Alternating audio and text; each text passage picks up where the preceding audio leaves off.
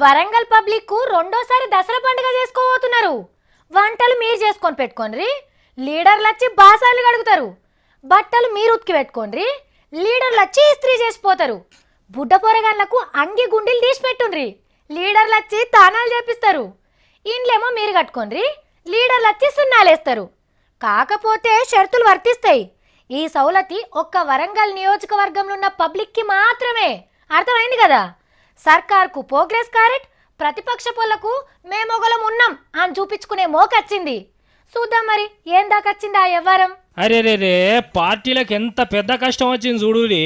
వరంగల్ ఉప ఎన్నికల నిలబడేందుకు దమ్మున్న లీడర్ కోసం గాలాలు పట్టుకొని తిరుగుతున్నాయి పార్టీలు. పైసుండి పతారున్న లీడర్ కనబడితే లటుక్కున గుంజుకుందామని చూస్తున్నాయట. చూస్తేనేమో అన్ని జాతీయ పార్టీలే.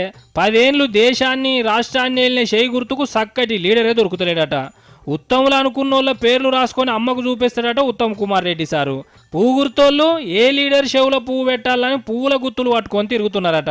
ఇక మొన్ననే పచ్చ జెండాను దేశం మీద వరిసి జాతీయ పార్టీ లీడర్లైన తమ్ముళ్ళు ఈ ఎలక్షన్లలో సైకిల్ దొక్కం పువ్వు గుర్తుని ఎగురు పెట్టిస్తామని శవదాలు పడుతున్నారు. ఇక ఎర్రల కోసం దేవులాన్నే ఎర్రనలు ఆఖరికి ఉస్మానియా యూనివర్సిటీలో చదువు చెప్పే గాలి వినోద్ కుమార్ సార్కు గాలం వేసిర్రు. నిలబడేటోడు దొరికితే మేము కూడా పోటీ చేస్తాం అని పంక పార్టీ వాళ్ళు కూడా ప్రచారం చేస్తున్నారు.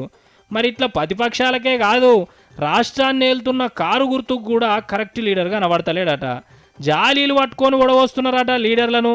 కానీ ఓ దిక్కు ఓట్ల పండుగ గెదువుకొస్తున్నా ఎవరిని నిలబెడతారో కూడా చెప్తలేరంటే మేము అంత షీప్ అయినాము, ఎవరిని నిలబెట్టినా ఓటేస్తాం అనుకుంటున్నారు అని గరం అవుతున్నారట వరంగల్ ఓటర్లు అంతా.